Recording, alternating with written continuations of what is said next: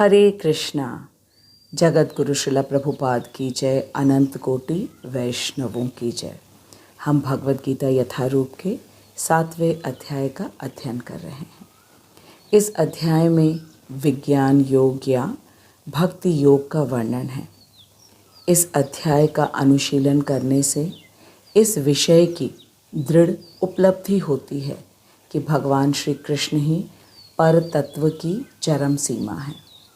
उनके अतिरिक्त और कोई भी परम तत्व है ही नहीं। उनके श्री चरण कमलों में एकांतिक रूप से शरणागत हुए बिना माया जाल से छुटकारा पाने का और कोई उपाय है ही नहीं। मैं आप सभी से विनम्र निवेदन करती हूँ कि वीडियो को अंत तक अवश्य देखिए। हम भक्ति योग में हैं और भगवान हमें भक्ति सिखाना चाहते हैं ताकि भक्ति सीख करके इसका अनुशीलन करके हम अपने मनुष्य जीवन को सार्थक बना सकें। आइए अब हम 7वें अध्याय के श्लोक संख्या 3 का वाचन करते हैं। मनुष्याणां सहस्रेषु कश्चित् यतते सिद्धये यतताम् अपि सिद्धानां कश्चित् मां वेत्ति तत्वतः। मनुष्याणां सहस्रेषु कश्चित् यतते सिद्धये यतताम् अपि सिद्धानां कश्चित् मां वेत्ति तत्वतः। मनुष्याणां सहस्रेषु कश्चित् यतते सिद्धये यतताम् अपि सिद्धानां कश्चित् मां वेत्ति तत्वतः। भगवान कह रहे हैं कि कई हजार मनुष्यों में से एक सिद्धि के लिए प्रयत्नशील होता है और इस तरह सिद्धि प्राप्त करने वालों में से विरला ही कोई एक मुझे वास्तव में जान पाता है। बहुत महत्वपूर्ण श्लोक है। आइए हम अपने आचार्यों के तात्पर्य और टीका के माध्यम से इस महत्वपूर्ण श्लोक को समझने का प्रयास करते हैं। सबसे पहले हम श्री विश्वनाथ चक्रवर्ती ठाकुर के अन्वय को पढ़ेंगे। जगत गुरु श्रील प्रभुपाद की जय, श्री विश्वनाथ चक्रवर्ती ठाकुर की जय, अनंत कोटि वैष्णवों की जय। मनुष्याणाम सहस्रेषु, सहस्त्र लोगों में, कश्चित कोई, सिद्धये सिद्धि के लिए, यतति यत्न करते हैं, यतताम सिद्धानाम अपि यत्न परायण सिद्धों में भी, कश्चित कोई, माम मुझे, तत्वतः स्वरूपतः वेत्ति जानते हैं। सहस्त्र लोगों में से कोई एक सिद्धि के लिए यत्न करता है और यत्न परायण सिद्धों में भी कोई एक मुझे स्वरूपतः जानते हैं। सिद्धि अर्थात मनुष्य जीवन के परम लक्ष्य की प्राप्ति, और परम लक्ष्य है जन्म, मृत्यु, जरा, व्याधि के निरंतर चक्र से बाहर निकलना और अपने शुद्ध स्वरूप में स्थित होकर श्री कृष्ण की प्रेम पूर्ण सेवा करके नित्य आनंद को प्राप्त करना। शुद्ध स्वरूप में स्थित होने का अर्थ है कि अभी हम अपने शुद्ध स्वरूप में नहीं हैं। अभी वर्तमान समय में हम बद्ध अवस्था में हैं।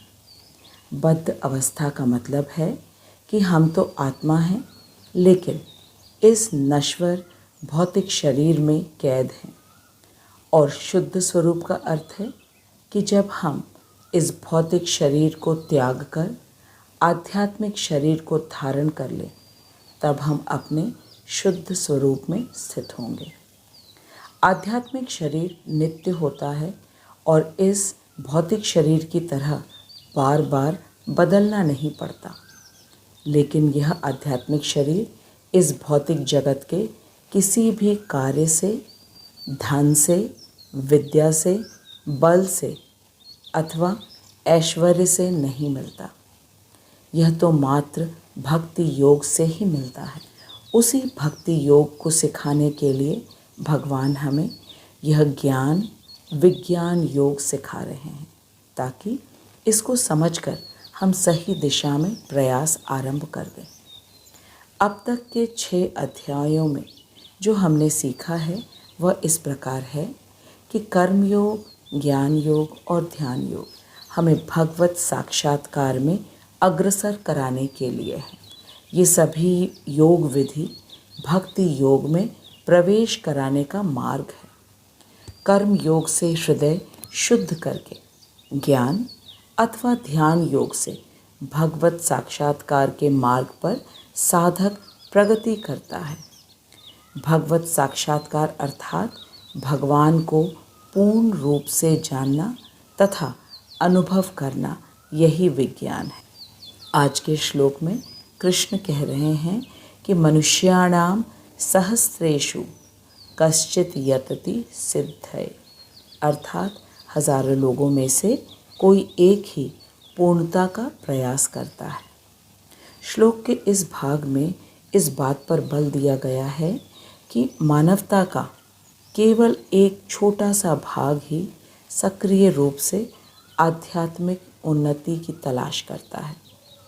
इसके बाद भगवान ने कहा कि यतताम अपि सिद्धानाम कश्चित माम वेत्ति तत्वतः, अर्थात जो लोग पूर्णता के लिए प्रयास करते भी हैं उनमें से शायद ही कोई मुझे सच्चाई से जानता है। श्लोक के इस भाग में इस बात पर प्रकाश डाला गया है कि जो लोग आध्यात्मिक उपलब्धि का कुछ स्तर प्राप्त कर लेते हैं उनमें से भी बहुत कम लोग ही वास्तव में परमेश्वर के पूर्ण स्वरूप को समझ पाते हैं। संक्षेप में समझें तो आज का श्लोक अत्यंत महत्वपूर्ण संदेश हमें दे रहा है, और वह संदेश ये है कि यद्यपि अनेक लोग आध्यात्मिक प्रगति की खोज करते हैं, परंतु केवल कुछ ही लोग सच्चा आत्म साक्षात्कार प्राप्त कर पाते हैं तथा उनमें से भी बहुत ही कम लोग परम सत्ता को उनकी पूर्ण महिमा के साथ जान पाते हैं, समझ पाते हैं। इसका अर्थ ये हुआ कि आत्म साक्षात्कार का मार्ग इतना सरल नहीं है। आत्म साक्षात्कार की चरम सीमा है भक्ति। इसीलिए आज के श्लोक में भगवान स्वयं कह रहे हैं कि सहस्त्र मनुष्यों में से कोई एक आत्म साक्षात्कार का प्रयास करता है और उनमें से भी कोई एक ही भगवान के पूर्ण स्वरूप को जान पाता है। इसीलिए भक्ति सबको सुलभ होते हुए भी बहुत दुर्लभ है। आइए अब हम एक एक करके अपने आचार्यों से जानें कि भक्ति सुलभ होते हुए भी सुगम क्यों नहीं है और यह सुगम कैसे हो सकता है। सबसे पहले हम श्री विश्वनाथ चक्रवर्ती ठाकुर के अन्वय तथा भावानुवाद को पढ़ेंगे। श्री विश्वनाथ चक्रवर्ती ठाकुर की जय। विश्वनाथ चक्रवर्ती ठाकुर कह रहे हैं कि भगवान कह रहे हैं कि विज्ञान सहित मेरा ज्ञान पूर्ववर्ती अध्यायों में वर्णित लक्षण युक्त ज्ञानियों और योगियों के लिए भी दुर्लभ है।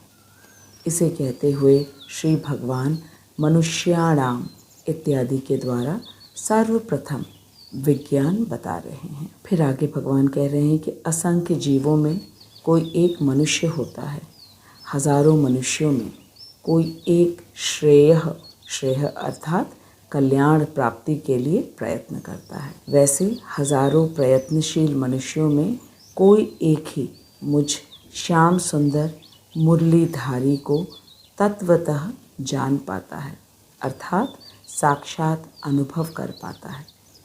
अतः तात्पर्य ये है कि निर्विशेष ब्रह्म के अनुभव से प्राप्त आनंद की अपेक्षा सविशेष ब्रह्म के अनुभव में हजारों गुना अधिक आनंद प्राप्त होता है। इसका अर्थ ये है कि इसके पूर्व के अध्यायों में जो ज्ञान योग और ध्यान योग बताया गया है वह भगवान का पूर्ण ज्ञान विज्ञान नहीं है।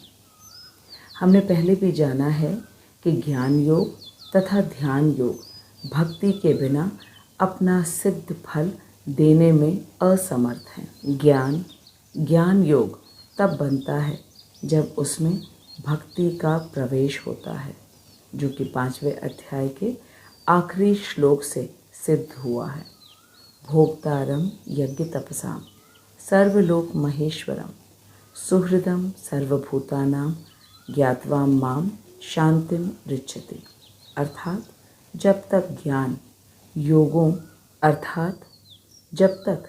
ज्ञान योगी को यह ज्ञात नहीं होता कि भगवान परम भोक्ता हैं, वे सभी लोकों के तथा सभी देवी देवताओं के भी परम नियंत्रक हैं, और साथ ही एकमात्र वे ही हैं जो कि सबके अर्थात पूरे 84 लाख योनियों में जितने जीवात्मा हैं वे सभी के परम हितैषी हैं।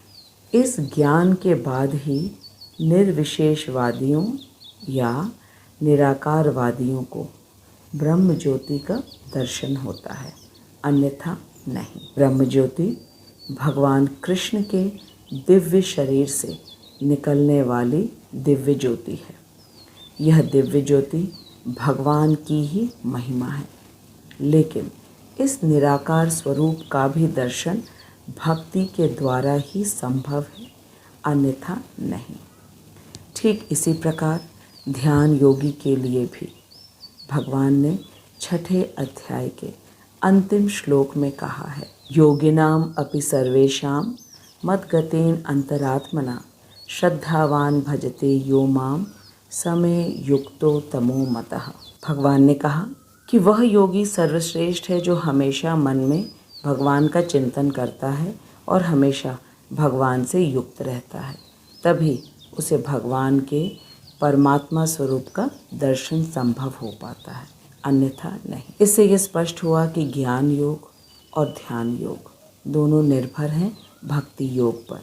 साथ ही ये दोनों योग भगवान का पूर्ण स्वरूप का अनुभव कराने में भी असमर्थ हैं। ज्ञान योग के द्वारा ब्रह्म स्वरूप या ब्रह्म ज्योति का दर्शन होता है, जो कि भगवान का आंशिक रूप है, और परमात्मा स्वरूप जो कि विष्णु रूप है तथा 84 लाख योनियों में सबके हृदय में विराजमान है, वह भी पूर्ण भगवान का अंश रूप है। तो ब्रह्म ज्योति और परमात्मा दोनों का दर्शन आंशिक ही है तथा भगवान का ब्रह्म रूप और परमात्मा रूप भगवान का ऐश्वर्य है। इस ऐश्वर्य का दर्शन भगवान में आसक्ति के पूर्व संभव है, लेकिन माधुर्य का दर्शन तो आसक्ति के बाद ही संभव है। माधुर्य का अर्थ है नंदनंदन यशोदा नंदन की बाल लीलाएं, सख्य लीलाएं तथा अन्य ब्रज की लीलाओं का आनंद लेना। यह तो भगवान में आसक्ति के बाद ही संभव है, अर्थात भगवान के साकार रूप के रूप गुण लीला का दर्शन करना। भगवान ने 7वें अध्याय के पहले ही श्लोक में अर्जुन को कहा कि तुम मुझ में पूर्ण आसक्ति रखो और मेरा पूर्ण आश्रय लो। ऐसा करने से मैं तुम्हें अपने विषय में पूर्ण विज्ञान दूंगा, जिसे जानकर तुम्हारे मन के समस्त संशय समाप्त हो जाएगा। इसीलिए तुम मुझसे यह ज्ञान विज्ञान ध्यान से सुनो।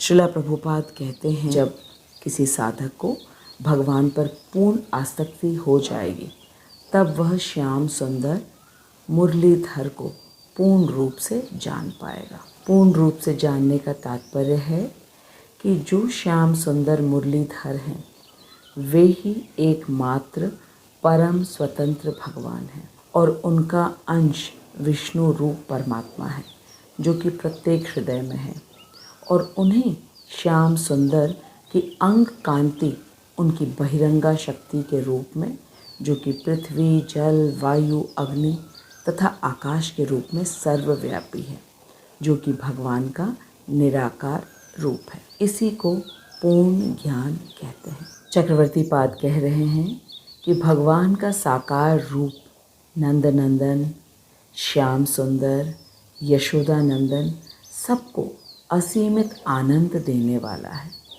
लेकिन भगवान का निराकार रूप में ध्यान लगाने से भला क्या आनंद मिलेगा। और निराकार रूप में ध्यान लगाना बहुत कठिन भी है। और परमात्मा के दर्शन की जो विधि अष्टांग योग के द्वारा बताया गया है वह भी अत्यधिक कठिन है, जिसको अर्जुन ने सुनकर ही कृष्ण को बिल्कुल मना कर दिया था कि उससे ये अष्टांग योग की विधि बिल्कुल भी संभव नहीं हो पाएगा। इसीलिए भगवान कह रहे हैं कि हजारों मनुष्यों में से कोई एक अध्यात्म के ज्ञान को लेने में इच्छुक होता है और उनमें से कोई एक सफल होता है भगवान को पूर्ण रूप से जानने में। इसी को कहते हैं कि भक्ति सबको सुलभ है, लेकिन यह सुगम नहीं है। भक्ति सुलभ इसलिए है क्योंकि भगवान ने खुलेआम सबको बता दिया कि मुझ में आसक्ति उत्पन्न करो। और श्रील प्रभुपाद ने बता दिया कि आसक्ति को कैसे उत्पन्न किया जाए। श्रील प्रभुपाद ने कहा कि कृष्ण के प्रति आसक्ति उत्पन्न करने के लिए व्यक्ति को केवल कृष्ण के विषय में सुनना है। भगवद गीता भागवतम को प्रामाणिक गुरु परंपरा से सुनना है। ऐसा करने से निश्चित रूप से आसक्ति उत्पन्न होगी। लेकिन दुख की बात तो ये है कि आज कोई सुनना ही नहीं चाहता है इन प्रामाणिक ग्रंथों को उचित विधि से। इसीलिए भगवान का न तो कोई पूर्ण आश्रय ग्रहण करता है और न ही आसक्ति उत्पन्न होती है श्याम सुंदर में, जिस कारण से भक्ति सुलभ होने पर भी दुर्लभ है। चक्रवर्ती पाद भागवतम के 6ठे स्कंद के 14वें अध्याय के 5वें श्लोक के द्वारा भक्ति की दुर्लभता को सिद्ध कर रहे हैं। मुक्तानामपि सिद्धानां नारायण परायणः सुदुर्लभः प्रशांतात्मा कोटिष्वपि महामुने। अर्थात हे महामुने, ऐसे कोटि कोटि मुक्तों तथा सिद्धों में भी प्रशांत आत्मा नारायण परायण भक्त अत्यंत दुर्लभ है। पुनः ऐसे ऐश्वर्य परायण नारायण भक्तों में भी माधुर्य परायण कृष्ण भक्त अत्यंत विरल है।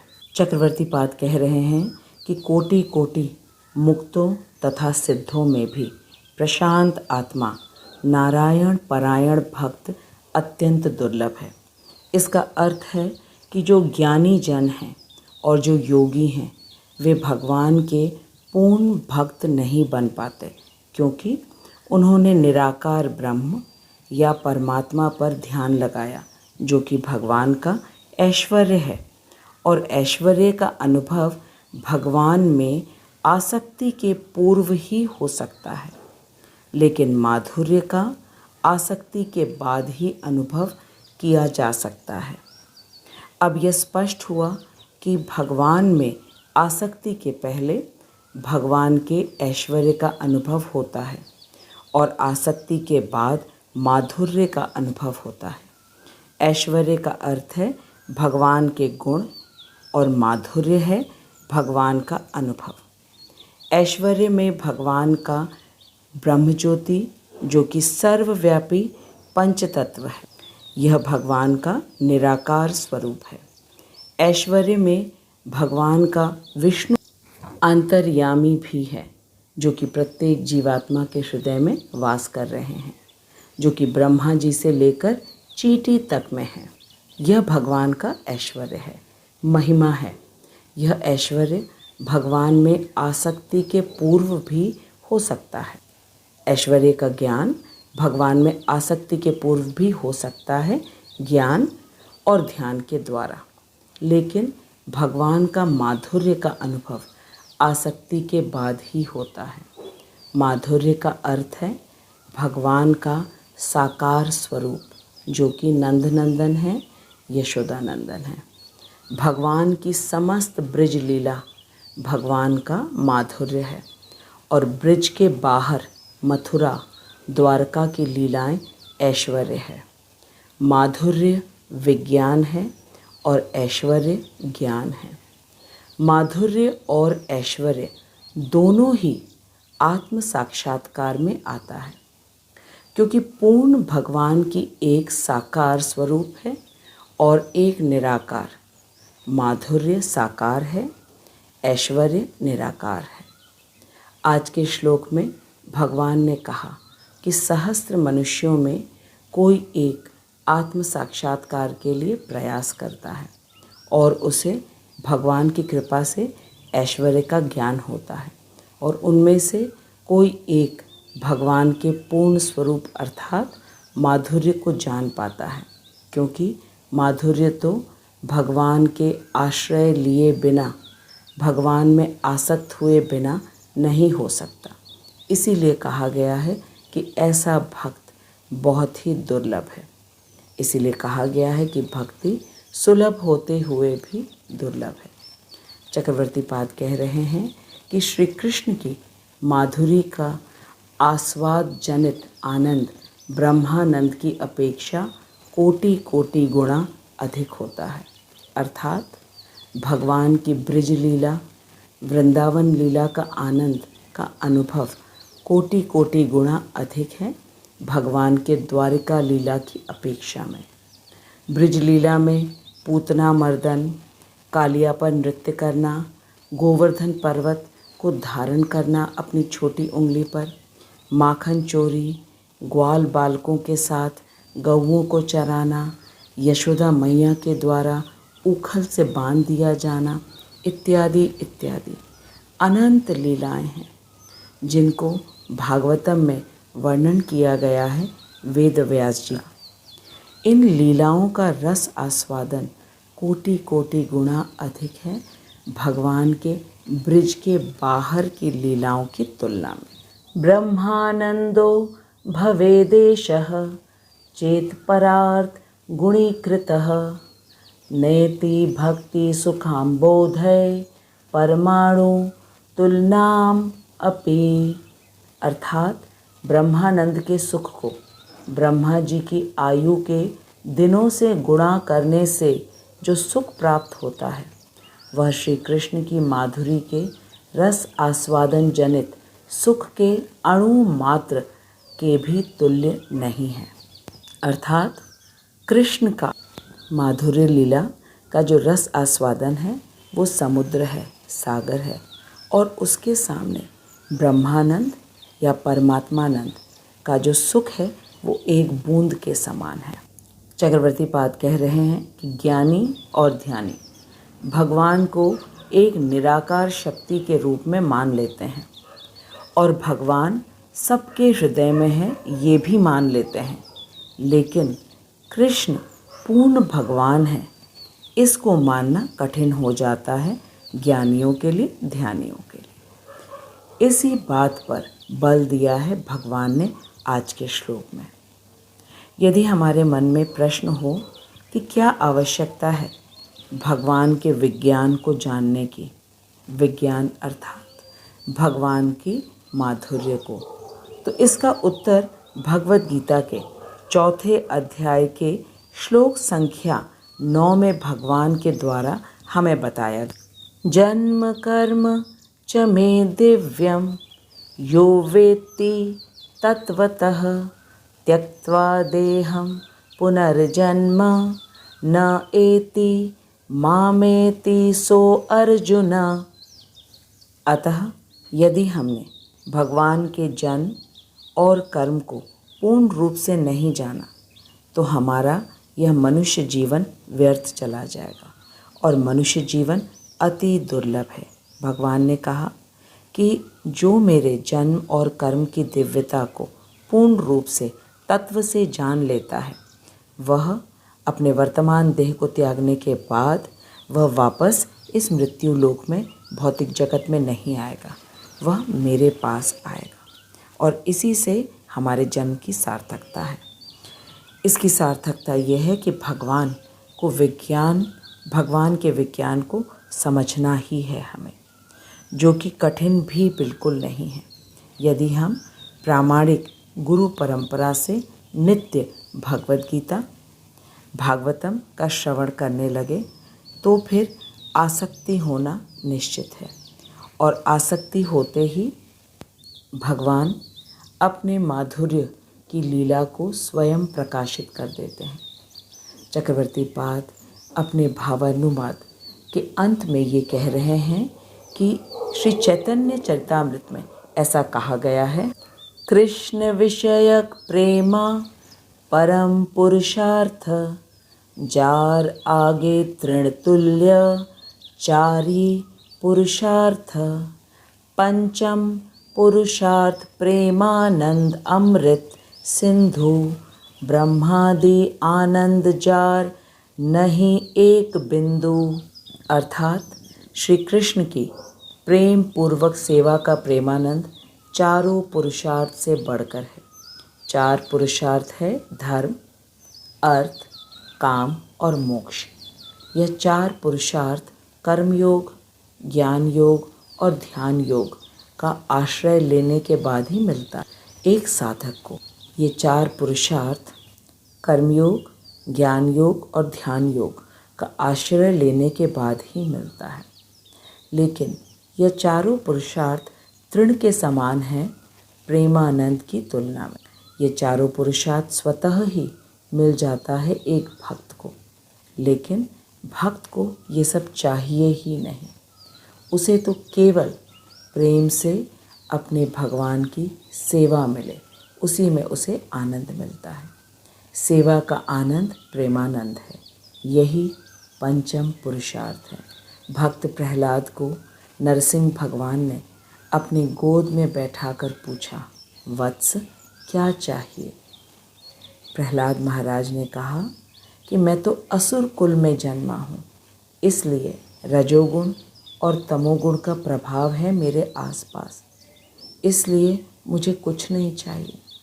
आप केवल मेरे पिता को क्षमा कर दें। प्रहलाद महाराज ने भगवान से प्रार्थना की कि आप मुझ पर इतनी कृपा करें कि मैं हमेशा आपका स्मरण कर सकूं। इसको कहते हैं प्रेमानंद। जब भक्त हमेशा भगवान का स्मरण करता है और केवल उनका ही आश्रय ग्रहण करता है। एक भक्त को भगवान का अनुभव हमेशा होता है और उसे भगवान के ऐश्वर्य का भी ज्ञान होता है। यही है भगवान का पूर्ण तत्व ज्ञान। अब मैं आशा करती हूँ कि हम सब ने श्रील चक्रवर्ती पाद के तात्पर्य को अच्छे से समझा है। श्रील चक्रवर्ती पाद की जय। अब हम श्रील प्रभुपाद के तात्पर्य को पढ़ेंगे। ये बहुत ही गूढ़ विषय है, इसलिए हमें खूब ध्यान से अपने आचार्यों को सुनना है। श्रील प्रभुपाद अपने तात्पर्य में हमें बता रहे हैं कि मनुष्यों की विभिन्न कोटियां हैं और हज़ारों मनुष्यों में से शायद विरला मनुष्य ही यह जानने में रुचि रखता है कि आत्मा क्या है, शरीर क्या है और परम सत्य क्या है। इसका अर्थ यह है कि ये बहुत ही मुश्किल से कोई इसको जानना चाहता है। अधिकांश व्यक्ति इस विषय में कोई चर्चा नहीं करते कि आत्मा क्या है, शरीर क्या है और परम सत्य क्या है। अब श्रील प्रभुपाद इसका हमें कारण बता रहे हैं कि ये क्यों होता है। क्योंकि सामान्यतया मानव आहार, निद्रा, भय तथा मैथुन जैसी पशु वृत्तियों में लगा रहता है और मुश्किल से कोई एक दिव्य ज्ञान में रुचि रखता है। सामान्यतः मनुष्य इन्हीं सब चीज़ों में लगे रहते हैं, भोजन की व्यवस्था करना, निद्रा, और वे अपने शरीर को बचाने का प्रयास करते रहते हैं। उन्हें भय लगता रहता है हमेशा, और संतान उत्पत्ति। ये सब पशु वृत्तियाँ हैं। मनुष्य जीवन तो ये जानने के लिए है कि आत्मा क्या है, परमात्मा क्या है, शरीर क्या है और भगवान के दिव्य कर्म और भगवान का दिव्य जन्म क्या है, इन सब चीज़ों के लिए। लेकिन सामान्यतः ऐसे व्यक्तियों को पाना बहुत मुश्किल है। यही आज के श्लोक में भगवान ने भी बताया। फिर आगे प्रभुपाद बता रहे हैं कि भगवत गीता के प्रथम 6 अध्याय उन लोगों के लिए है जिनकी रुचि दिव्य ज्ञान में, आत्मा परमात्मा तथा ज्ञान योग, ध्यान योग द्वारा अनुभूति की क्रिया में तथा पदार्थ से आत्मा के पार्थक्य को जानने में है। अब हमें ये भी पता चल गया कि भगवत गीता किनके लिए है। भगवत गीता उन्हीं के लिए है जो दिव्य ज्ञान को जानने में रुचि रखते हैं। दिव्य ज्ञान अर्थात आत्मा परमात्मा क्या है, क्या संबंध है, और इसको जानने के लिए भगवान ने हमें योग पद्धति दी है, कर्म योग, ज्ञान योग, ध्यान योग, ताकि हम इससे अच्छी तरह समझ सके अपने आप को और भगवान से जुड़ने का प्रयास करें, योग करने का। और भगवान ने हमें स्पष्ट रूप से बताया कि पदार्थ और आत्मा में क्या अंतर है। पदार्थ नश्वर है और आत्मा नित्य है। इसके आगे प्रभुपाद कह रहे हैं कि किंतु कृष्ण तो केवल उन्हीं व्यक्तियों द्वारा ज्ञेय हैं जो कृष्ण भावना भावित हैं। तो इसका क्या मतलब है कि भगवत गीता के जो 6 अध्याय में कर्म योग, ज्ञान योग और ध्यान योग की विधि बताई गई है, उससे पूर्ण रूप से हम कृष्ण को नहीं जान सकते हैं। कृष्ण को आंशिक रूप से जाना जा सकता है। जैसे ज्ञानी कृष्ण का ब्रह्म स्वरूप जानते हैं, जो ध्यानी हैं वो ये जानते हैं कि कृष्ण परमात्मा स्वरूप में प्रत्येक जीवात्मा के साथ उसके हृदय में वास करते हैं। लेकिन पूर्ण रूप से कृष्ण को जानना असंभव है। केवल और केवल एक कृष्ण भावना भावित व्यक्ति ही कृष्ण को पूर्ण रूप से जान सकते हैं। आगे प्रभुपाद कह रहे हैं कि अन्य योगी निर्विशेष ब्रह्म अनुभूति प्राप्त कर सकते हैं। जो ज्ञानी हैं वो निर्विशेष ब्रह्म की अनुभूति प्राप्त कर सकते हैं, क्योंकि कृष्ण को पूर्ण रूप से जानने की अपेक्षा निर्विशेष ब्रह्म को जानना सुगम है, क्योंकि कृष्ण निर्विशेष रूप में, निराकार रूप में अपनी बहिरंगा शक्ति के द्वारा हर जगह व्याप्त है, तो वो जानना सरल पड़ता है। कृष्ण परम पुरुष हैं, किंतु साथ ही वे ब्रह्म तथा परमात्मा ज्ञान से परे हैं। बहुत महत्वपूर्ण बात प्रभुपाद ने बताई कि कृष्ण परम पुरुष हैं, किंतु साथ ही वे ब्रह्म तथा परमात्मा ज्ञान से परे हैं। अर्थात हम उसे ज्ञान योग और ध्यान योग से कृष्ण को पूर्ण रूप से नहीं जान सकते। आगे प्रभुपाद कह रहे हैं कि योगी तथा ज्ञानी जन, योगी अर्थात जो ध्यान योग करते हैं और ज्ञानी अर्थात जो ज्ञान योग की विधि को अपनाते हैं, वे कृष्ण को नहीं समझ पाते हैं पूर्ण रूप से। यद्यपि महानतम निर्विशेषवादी शंकराचार्य जी ने अपने गीता भाष्य में स्वीकार किया है कि कृष्ण परम भगवान हैं, कृष्ण भगवान हैं, किंतु उनके अनुयायी भी इसे स्वीकार नहीं करते, क्योंकि भले ही किसी को निर्विशेष ब्रह्म की दिव्य अनुभूति क्यों न हो जाए, कृष्ण को जान पाना अत्यंत कठिन है। इसका सीधा सीधा ये अर्थ हुआ कि ज्ञान से या ध्यान से हम कृष्ण को नहीं जान सकते हैं। ध्यान योग और ज्ञान योग की विधि से पूर्ण रूप से हम कृष्ण को नहीं जान सकते। आंशिक रूप से अवश्य है कि कृष्ण सर्वव्यापी हैं पंचतत्व के रूप में, और कृष्ण प्रत्येक हृदय में परमात्मा स्वरूप में है, ये तो अनुभूति हो सकती है। लेकिन कृष्ण को पूर्ण रूप से कि कृष्ण भगवान है, इसकी अनुभूति ज्ञान और ध्यान से नहीं हो सकती है। श्रील प्रभुपाद बता रहे हैं कि कृष्ण भगवान समस्त कारणों के कारण हैं। वे आदि पुरुष गोविंद हैं। ईश्वरः परमः कृष्ण सच्चिदानंद विग्रह अनादिर आदिर गोविंद सर्व कारण कारणम। प्रभुपाद कह रहे हैं कि कृष्ण भगवान हैं और समस्त कारणों के कारण हैं, और वे ही आदि पुरुष गोविंद हैं। अभक्तों के लिए उन्हें जान पाना अत्यंत कठिन है। अभक्तों के लिए ये जान पाना कि कृष्ण समस्त कारणों के कारण हैं और वे ही आदि पुरुष हैं, ये बात अभक्त नहीं जान पाते। और प्रभुपाद कह रहे हैं कि निर्विशेषवादी और जो योगी हैं वे भी अभक्त ही हैं, क्योंकि वे कृष्ण को पूर्ण रूप से जान नहीं पाते हैं और कृष्ण के साकार रूप को स्वीकार नहीं करते हैं, जबकि उन्हीं के जो महानतम आचार्य हैं शंकराचार्य जी, जो कि शिव जी के अंश हैं, उन्होंने अपने गीता भाष्य में स्वीकार किया है, लेकिन फिर भी उनके अनुयायी इस बात को नहीं मानते, इसीलिए वे अभक्त हैं। और अभक्तों के लिए कृष्ण को जान पाना अत्यंत कठिन है। यद्यपि अभक्तगण ये घोषित करते हैं कि भक्ति का मार्ग सुगम है, किंतु वे इस पर चलते नहीं। श्रील प्रभुपाद कहते हैं कि प्रायः जो ज्ञान योगी हैं या ध्यान योगी हैं, वे कहते हैं कि भक्ति बहुत सरल है, कुछ इसमें करना धरना नहीं है और बस माला लेके बैठ जाओ।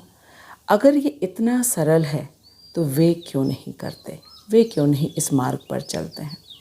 यदि भक्ति मार्ग इतना सुगम है जितना कि अभक्त गण कहते हैं, तो फिर वे कठिन मार्ग को क्यों ग्रहण करते हैं।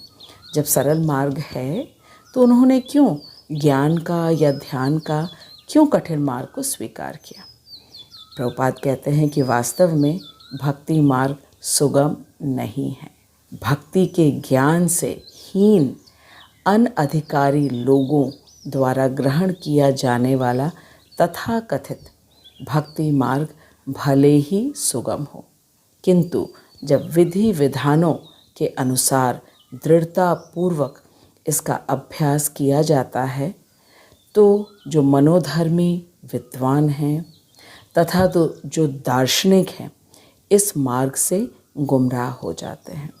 बहुत स्पष्ट रूप से श्रील प्रभुपाद ने कहा कि भक्ति के ज्ञान के विहीन यदि कोई भक्ति करता है, जैसे कि जो हमें शास्त्रों में विधि बताई गई है, जो योग्य प्रामाणिक गुरु परंपरा के द्वारा जो हमें भक्ति की विधि बताई गई है, जैसे कि हमें श्रवण करना है भगवत गीता भागवतम का योग्य गुरु परंपरा से, और हमें 16 माला जप करना है, 4 नियमों का पालन करना है। इस प्रकार के विधि विधानों को यदि हम करने चलते हैं पूर्ण रूप से, तो भक्ति बिल्कुल भी सरल नहीं है।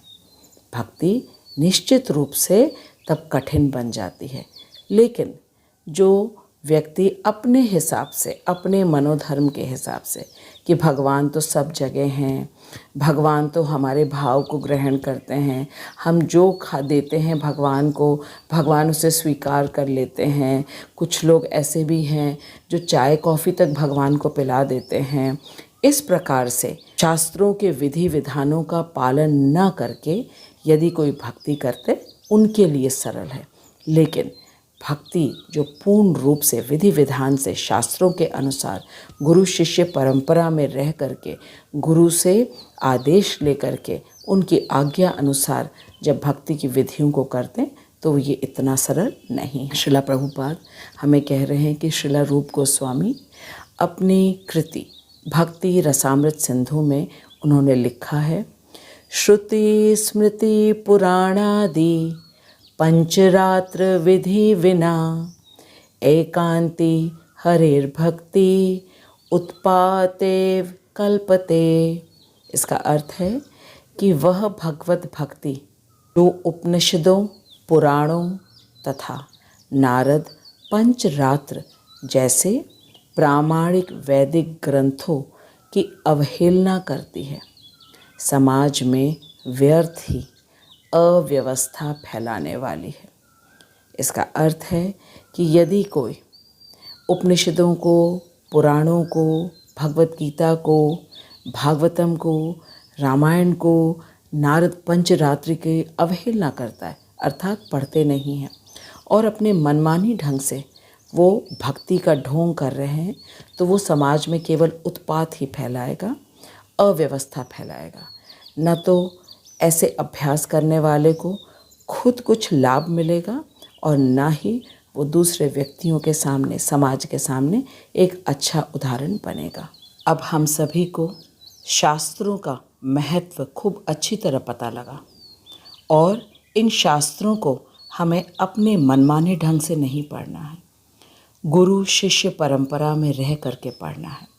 और गुरु कैसे होने चाहिए? प्रामाणिक होने चाहिए, क्योंकि भगवान ने स्वयं कहा कि उन्होंने भगवत गीता को सबसे पहले विवस्वान को दिया।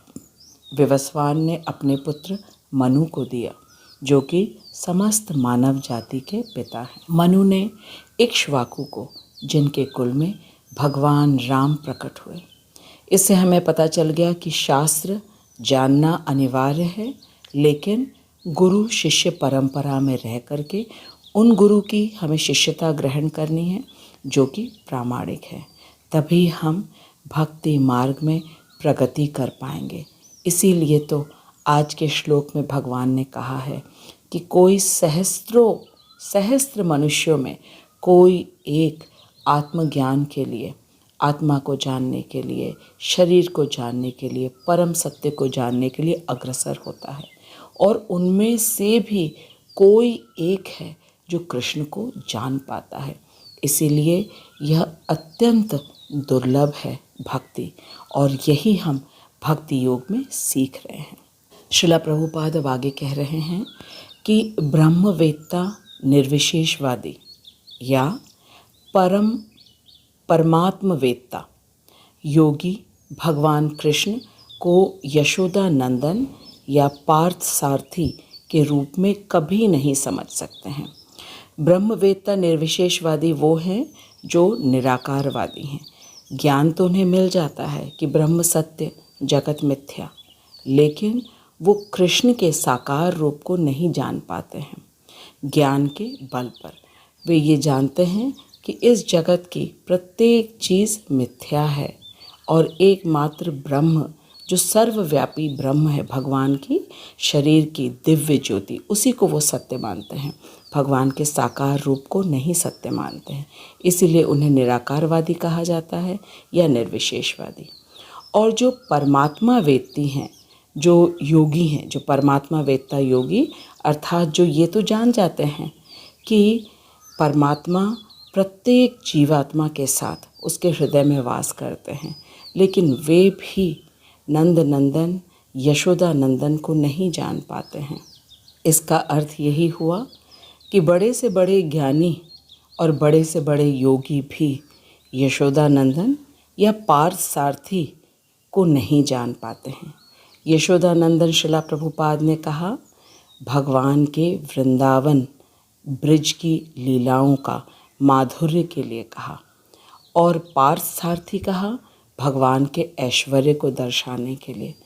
तो ज्ञानी और योगी भगवान के माधुर्य को भी नहीं समझ पाते, अर्थात ब्रिज की लीलाएं, जब वो भगवान को ही साकार नहीं मानते हैं तो ब्रिज की लीला को कैसे समझेंगे, और भगवान का पार्थ सारथी रूप वो भी कैसे जानेंगे, भगवान के ऐश्वर्य को भी वो नहीं जान पाते हैं। अब प्रभुपाद आगे कह रहे हैं कि कभी कभी बड़े बड़े देवता भी कृष्ण के विषय में भ्रमित हो जाते हैं। यहाँ तो हम मनुष्यों की बात कर रहे हैं, प्रभुपाद ने कहा बड़े बड़े देवता भी कृष्ण को जानने में भ्रमित हो जाते हैं। उदाहरण हमारे सामने है ब्रह्मा जी का, जिन्होंने जब कृष्ण को बाल रूप में ब्रिज में देखा, ग्वाल बालकों के साथ भोजन लीला करते हुए, और जब कृष्ण अपने ग्वाल बालकों के मुंह से उनका झूठा निकाल के खा रहे हैं, तो ब्रह्मा जी भ्रमित हो गए।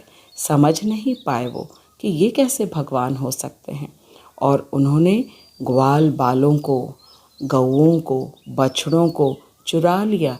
1 साल तक उन्होंने उनको सत्यलोक में छिपा के रखा। तो जब बड़े बड़े देवता ब्रह्मा जी भगवान के माधुर्य और ऐश्वर्य को नहीं समझ पाते हैं, तो साधारण मनुष्य, या वो ज्ञानी हो या वो ध्यानी हो, वो कैसे समझ पाएंगे। प्रभुपाद कह रहे हैं कि भगवान स्वयं कह रहे हैं, माम तु वेद न कश्चन। भगवान कहते हैं कि कोई भी मुझे उस रूप में तत्वतः नहीं जानता है जैसा मैं हूँ। प्रभुपाद स्पष्ट रूप से कहते हैं कि हम भगवान को पूर्ण रूप से तत्व से नहीं जान सकते। बस भगवान हमें जितना बता रहे हैं, यदि हम पूर्ण श्रद्धा से, निष्ठा से उतना ही जान जाएं, वही काफ़ी है। इससे ज़्यादा तो भगवान को कोई भी नहीं जान सकता है। भगवान को पूर्ण तत्व से जानना अत्यधिक कठिन है। और यदि कोई जानता है तो भगवान कह रहे हैं स महात्मा सुदुर्लभः, तो ऐसा महात्मा विरला होता है। और वो कौन होते हैं? एकमात्र भक्त होते हैं, क्योंकि भगवान भक्तों के अधीन हो जाते हैं, भक्ति के अधीन हो जाते हैं। इसलिए एकमात्र भक्त ही है जो भगवान को पूर्ण रूप से जान पाते हैं। इसके अलावा ज्ञानी हो या ध्यानी हो, वे कभी भी भगवान को पूर्ण रूप से उनके तत्व से नहीं जान पाते। श्रील प्रभुपाद हमें कह रहे हैं कि भगवान की भक्ति किए बिना कोई भगवान को तत्वतः नहीं जान पाता, भले ही वह महान विद्वान हो या दार्शनिक ही क्यों ना हो। केवल शुद्ध भक्त ही कृष्ण के अचिंत्य गुणों को सब कारणों के कारण रूप में उनकी सर्वशक्तिमत्ता तथा ऐश्वर्य, उनकी संपत्ति, यश, बल, सौंदर्य, ज्ञान तथा वैराग्य के विषय में कुछ कुछ जान सकता है, क्योंकि कृष्ण अपने भक्तों पर परम दयालु हैं। तो यहाँ बिल्कुल स्पष्ट हो गया कि बड़े से बड़ा मनोधर्मी विद्वान ही क्यों ना हो या दार्शनिक क्यों ना हो, वो भगवान को तत्वतः नहीं जान सकते। एकमात्र शुद्ध भक्त ही भगवान के अचिंत्य गुणों को जान सकते हैं। भगवान सभी कारणों के परम कारण हैं और भगवान के समस्त ऐश्वर्य, जो कि उनका समस्त सौंदर्य है, उनका बल है, उनका ज्ञान है, वैराग्य है, इसका कुछ कुछ अंश भक्त जान जाते हैं। क्यों? क्योंकि भगवान परम दयालु हैं। भगवान भक्त की भक्ति के प्रयास को देख करके भक्त के हृदय में अपने ज्ञान को प्रकाशित कर देते हैं। इसलिए भगवान की दया के कारण भक्त जान जाते हैं। फिर आगे श्रील प्रभुपाद कह रहे हैं कि कृष्ण ब्रह्म साक्षात्कार के पराकाष्ठा हैं, अल्टीमेट लिमिट हैं, और केवल भक्तगण ही उन्हें तत्वतः जान सकते हैं। भक्ति रसामृत सिंधु में कहा गया है, अतः श्री कृष्ण नामादि न भवेद ग्राह्यम इंद्रियेह सेवोन्मुखे हि जिह्वादौ स्वयमेव स्फुरत्तदः। इसका अर्थ है कि कुंठित इंद्रियों के द्वारा कृष्ण को तत्वतः नहीं समझा जा सकता है। कुंठित इंद्रियां अर्थात हमारी इंद्रियां दूषित हैं, सीमित हैं। अभी हम में गलती करने की संभावना होती है और हमारी इंद्रियों से जो हम ज्ञान लेते हैं वो सीमित है। इस वजह से कहा गया है कि कुंठित इंद्रियों के द्वारा कृष्ण को तत्वतः नहीं समझा जा सकता है। कृष्ण निर्गुण हैं, तीनों गुणों के परे हैं, और हमारी इंद्रियां, मन, बुद्धि ये प्राकृत हैं और कृष्ण अप्राकृत हैं, तीनों गुणों के परे हैं। वो तीनों गुणों के स्वामी हैं और अभी हम तीनों गुणों के नियंत्रण में हैं। हमारी इंद्रियां प्राकृत हैं, हमारा मन प्राकृत है, हमारी बुद्धि प्राकृत है। तो जब तक हम इनको शुद्ध नहीं करेंगे कृष्ण की सेवा में लगा करके, तब तक हम परम तत्व कृष्ण को नहीं समझ पाएंगे। क्योंकि प्राकृत इंद्रियों से अप्राकृत कृष्ण को कैसे समझा जा सकता है। किंतु भक्तों द्वारा की गई अपनी दिव्य सेवा से प्रसन्न होकर वे भक्तों को आत्म तत्व प्रकाशित करते हैं। और भक्ति का अर्थ हमें श्रील प्रभुपाद ने बताया कि भक्ति शब्द भज धातु से बना है और भज का अर्थ होता है सेवा करना। और सबसे पहले श्रील प्रभुपाद ने हमें बताया है कि हमें शास्त्रों का श्रवण करना है। योग्य गुरु, प्रामाणिक गुरु के मार्गदर्शन में उनकी शरणागति को स्वीकार करके हमें भगवद गीता, भागवतम, चैतन्य चरितामृत का श्रवण करना है। हरे कृष्ण महामंत्र का हमें जप करना है। जब हम इस प्रकार से अपनी इंद्रियों को भगवान की सेवा में लगाएंगे, तब भगवान प्रसन्न हो करके निश्चित रूप से हमें वह योग्यता प्रदान करेंगे जिससे हम भगवान को समझ पाएंगे। भगवान ने तो हमें इस अध्याय के प्रथम श्लोक में ही बता दिया, मयि आसक्त मना पार्थ योगम युञ्जन मदाश्रयः असंशयम समग्रम माम यथा ज्ञास्यसि तत् शृणु। भगवान ने तो बता ही दिया कि तुम मुझ में आसक्ति करो, और आसक्त हो करके जब तुम अभ्यास करोगे पूर्ण रूप से मेरा आश्रय ग्रहण करके, तब निश्चित रूप से मैं तुम्हें अपने विषय में सब कुछ बताऊंगा, जिसको जानने के बाद फिर कुछ भी संशय नहीं रह जाएगा।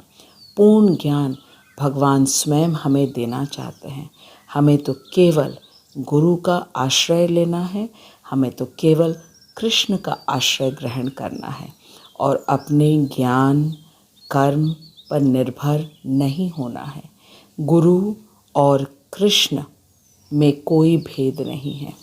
अभी हम साक्षात कृष्ण के सामने खड़े होकर नहीं सुन सकते, लेकिन कृष्ण ने हमें स्वयं आकर के उन्होंने भगवत गीता दी और अपने पार्षद को भेजा कि वो हमें भगवत गीता को यथा रूप में समझाएं। भगवान के पार्षद हैं श्रीला प्रभुपाद, जो कि ब्रह्म गौड़ीय संप्रदाय में 32वें नंबर के गुरु हैं। हमें तो केवल और केवल सुनना है पूरी श्रद्धा से, पूरी निष्ठा से, क्योंकि श्रीला प्रभुपाद ने हमें आसक्ति उत्पन्न करने की विधि बता दी है। उन्होंने कहा है कि हमें भगवत गीता भागवतम का श्रवण करना है, और जैसे जैसे हम श्रवण करते जाएंगे वैसे वैसे हमारी अनर्थ निवृत्ति होगी। अनर्थ निवृत्ति जैसे ही होगी वैसे ही भगवान में निष्ठा और फिर रुचि और फिर आसक्ति हो जाएगी। और आसक्ति होने का अर्थ है कि अब भौतिक जगत हमें अच्छा नहीं लगेगा, भौतिक जगत की बातें हमें अच्छी नहीं लगेंगी। केवल और केवल कृष्ण के विषय में हम सुनना चाहेंगे, कृष्ण के विषय में हम बोलना चाहेंगे, कृष्ण प्रसाद ही ग्रहण करना चाहेंगे। भक्तों के साथ हम हरे कृष्ण महामंत्र का कीर्तन जप करना चाहेंगे। इससे पता चल जाएगा कि हमारी आसक्ति अब कृष्ण में होने लगी है। इस प्रकार जब हम अभ्यास करेंगे तब निश्चित रूप से हमें कृष्ण अपने विषय में पूर्ण तत्व से बताएंगे, क्योंकि उन्होंने स्वयं कहा है कि वे बताना चाहते हैं, बस हमें आसक्ति उत्पन्न करना है और पूर्ण रूप से कृष्ण और गुरु का आश्रय ग्रहण करना है। मैं आशा करती हूँ कि आज के श्लोक को हम अच्छी तरह समझ गए हैं कि भक्ति सुलभ तो सबके लिए है, लेकिन सुगम क्यों नहीं है। सुगम उन लोगों के लिए नहीं है जो अपने मनमानी तरीके से भक्ति करते हैं, जो शास्त्रों का गुरु परंपरा से अध्ययन नहीं करते हैं, उनके लिए सुगम नहीं है। लेकिन जो गुरु शिष्य परंपरा में गुरु का पादाश्रय ग्रहण करके, गुरु से आदेश ले करके भजन क्रिया आरंभ करते हैं, भगवत गीता भागवतम को नित्य सुनते हैं, उनके लिए धीरे धीरे भक्ति निश्चित रूप से सुगम भी हो जाएगी। अब हम अगले सप्ताह मिलेंगे और अगले सप्ताह में भगवान श्लोक संख्या 4 में बताने वाले हैं कि उनकी बहिरंगा शक्ति क्या है। भगवान एक एक करके अपने विषय में हमें सब कुछ बता रहे हैं। हमें केवल पूर्ण निष्ठा से सुनना है, आत्मसमर्पण से सुनना है। इस प्रकार हम सभी धीरे धीरे भगवान को तत्व से जानेंगे। मैं श्रीला प्रभुपाद चक्रवर्ती पाद और अपने शिक्षा गुरु हिज ग्रेस हरिमोहन दास प्रभु को दंडवत प्रणाम करती हूँ, जिनकी अहेतु की कृपा से हम भगवत गीता के गुह्य ज्ञान को इतनी सरलता से समझ रहे हैं। मैं आपको धन्यवाद देती हूँ कि आप अपना बहुमूल्य समय निकाल कर आप भगवान के वचनों को इतनी निष्ठा से, एकाग्रता से सुन रहे हैं। खूब अच्छी तरह श्लोक को सुनिए, पूरे वीडियो को देखिए, अन्यों के साथ शेयर करिए, हरे कृष्ण महामंत्र का जप करिए और कमेंट बॉक्स में अवश्य लिखिएगा आपको सबसे अच्छा क्या लगा है। अगले सप्ताह मिलेंगे। खूब हरे कृष्ण महामंत्र का जप करिए, प्रसन्न रहिए। जगत गुरु श्रील प्रभुपाद की जय, अनंत कोटि वैष्णवों की जय। हरे कृष्ण।